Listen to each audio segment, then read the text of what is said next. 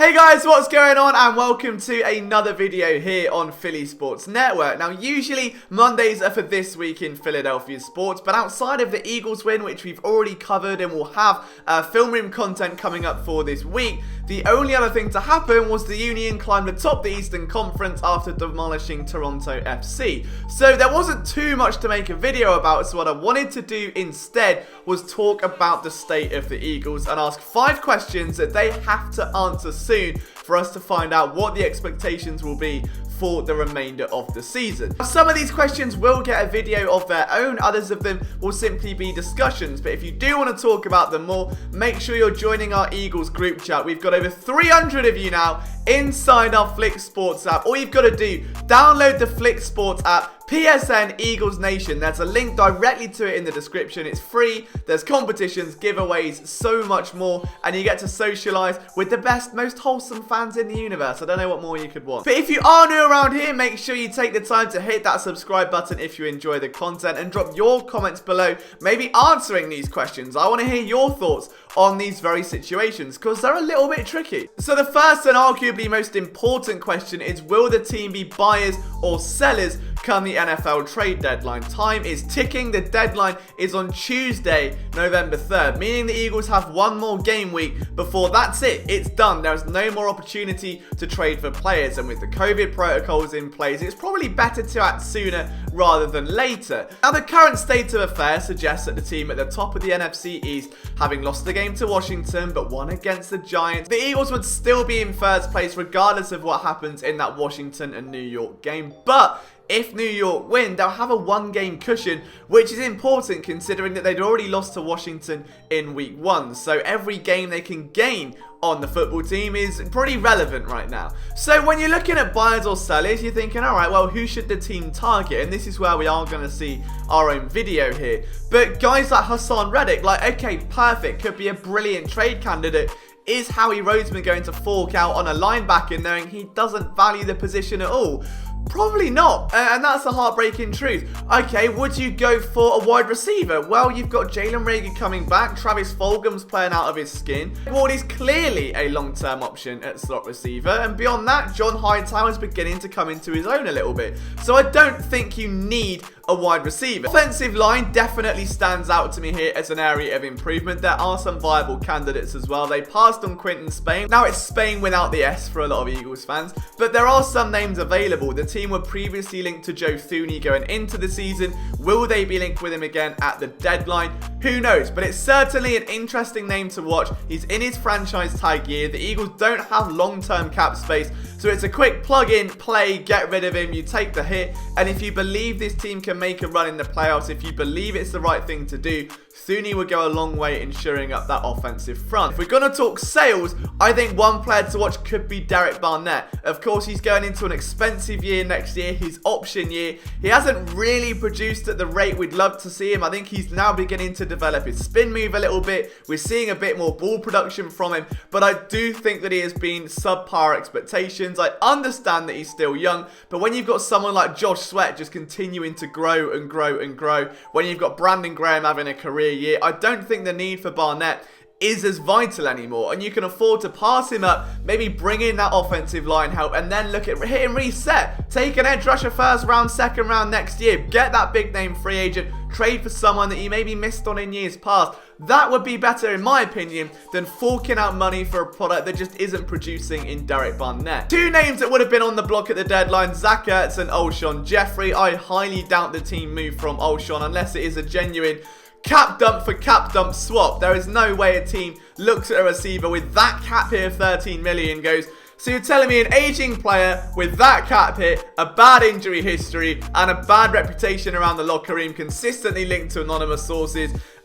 yeah, I'll take him. I'll have him, actually. Then you've got Zach Ertz, who was being shopped prior to his injury, but we're going to talk a bit more about that later. Question 2 is the offensive line. What happens when Jason Peters comes back? Ideally, Doug Peterson wants to keep him on the left, but let's just hope he doesn't play guard because he might demand another pay rise. Jordan Mailata struggled a little bit last week. He wasn't exactly brilliant, but he certainly wasn't terrible. And I think you look at the past 2 games where he's lined up against the Steelers and the Ravens, and he's held his own against 2 very rampant pass rushes. Like, a lot of people are very, very optimistic, myself included, about the development of Mailata. And longer term, Mailata has got a far greater chance of being on this team than Jason Peters, at least in a logical mindset. The Eagles also really sorely lack depth at guard right now, so it makes sense to maybe take some pressure off of someone like Sua Opeta, who is struggling game after game out there, and plug in Jason Peters, who did practice through the summer. It would still be a bad decision. You shouldn't be in a position where you're starting Jason Peters at guard.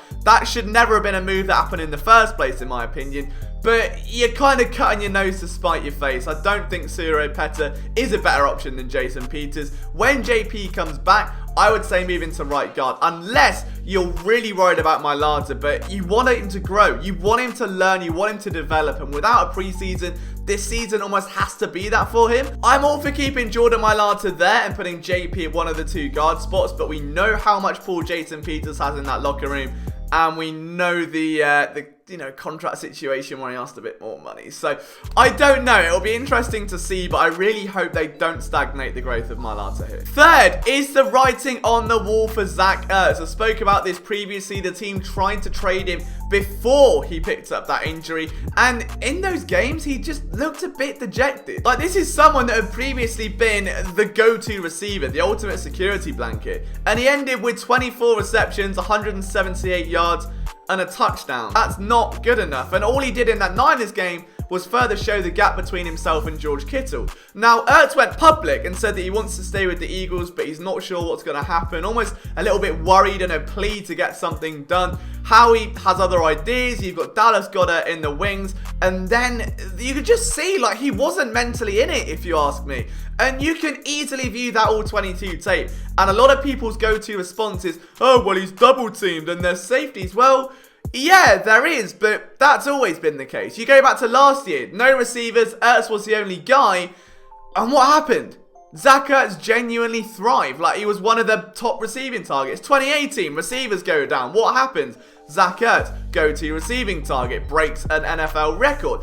Nothing's changed. Really, yeah, he might be getting a bit more attention, but this isn't someone that has ever struggled with separation before, or struggled with tightly contested catches. So, the fact that his play is slipping, he was being shopped, and now he's injured, is the writing on the wall for Zach Ertz. Like, there has been no voting confidence from Howie Roseman. We know that at the end of next season, Ertz's contract will be up, and Dallas Goedert will be a pending free agent. If they don't pay one of them, I don't think they're paying both. So at the minute, momentum is fully on Dallas Goedert's side. I think the Eagles are very intent on keeping him.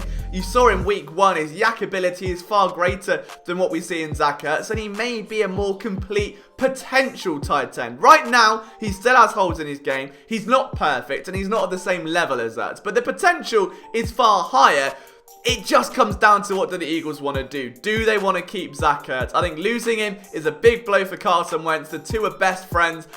I wouldn't be all for getting rid of him. I would understand at the deadline being shocked. The injury might buy him some time, but Ertz has done nothing to help salvage the idea of a monumental payday. All he has done is lower and lower that ceiling in the same way that the Eagles did with Brandon Graham. They waited a year. He had a bit of an off year after the Super Bowl. Then they paid him the slap bang money, and now he's thriving. That instead of kind of overpaying like they did with Vinny Curry, maybe they'll do that with Zach Ertz. Number 4 is Avonte Maddox a legitimate CB2? In the time he's been healthy, he didn't exactly look brilliant, and I wasn't really a fan of the move anyway. Now, I love Avonte Maddox. I think he is a brilliant nickel cornerback.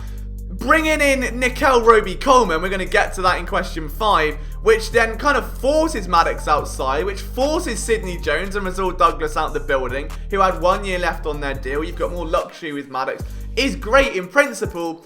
Maddox is a much smaller corner. He's 5'9", playing CB2. So any matchup, receivers who are taller than him, he's going to get bullied and boxed out. The problem with Maddox is that his change of direction has always been a little bit sloppy, where he moves so fast in terms of acceleration and he can change so quickly that he has trouble slowing himself down and making those quick cuts, and will often overshoot or miss or end up looking like he's just run across some oil and starts sliding across the field. That has to go. And now you're going to see him healthy again. He comes back in a stretch where there are some strong receiving calls. We're talking Dallas. We're talking Arizona. We're talking down the line Seattle, Cleveland, even without Odell Beckham. There are going to be some tough matchups there. We're going to very quickly learn if Avonte Maddox is or isn't a right spot for CB2. But if he isn't, there might be life yet. Brings me on to question 5. Can the Eagles get more from their free agents? Because this year's class has been dismal. Now, I'm not talking about players who were formerly with the team and released and then they kind of came back, like a Jalen Mills or a Rodney McLeod. But what I am talking about are the players from free agency that were signed as new. So if you go through this list, okay, Javon Hargrave, disappointing. Has not been a great addition at all, in my opinion. Jatavis Brown was a nightmare. Didn't even make the team. Can't make an open field tackle. Will Parks, injured. Burned on a touchdown, burned on a potential other touchdown. I love the heart, I love the hustle. Everyone loves Will Parks. He's bought himself that, but I need to see more for him. It's not his fault. We haven't seen enough from him yet because he has been injured. I'm sure he's going to settle in over time. Hasn't been great, though. Nickel Roby-Coleman, don't get me started. I said in the film room, he's a good all-round cornerback, but nothing stood out to me that on tape that Cravon LeBlanc didn't bring to the table. And if my first argument when discussing a corner is PFF said this and not he's tall or he's aggressive at the ball point or he can tackle well or he's got a good back pedal, then I'm not, it's difficult. It's like if you're talking about a quarterback and your first go-to stat is they're a winner. Doesn't sit right. But overall, these free agent signings have been terrible, and it may prompt the Eagles to be more aggressive at the deadline. Whether they will or not, I'm not sure, but if they don't, they absolutely have to get more out of their free agent players, and do they have the coaching personnel to do it? I don't know, we'll find out. But guys, thank you so much for watching this video. Leave your responses to the questions in the comments below. From myself, Liam Jenkins, take it easy. I'll see you soon.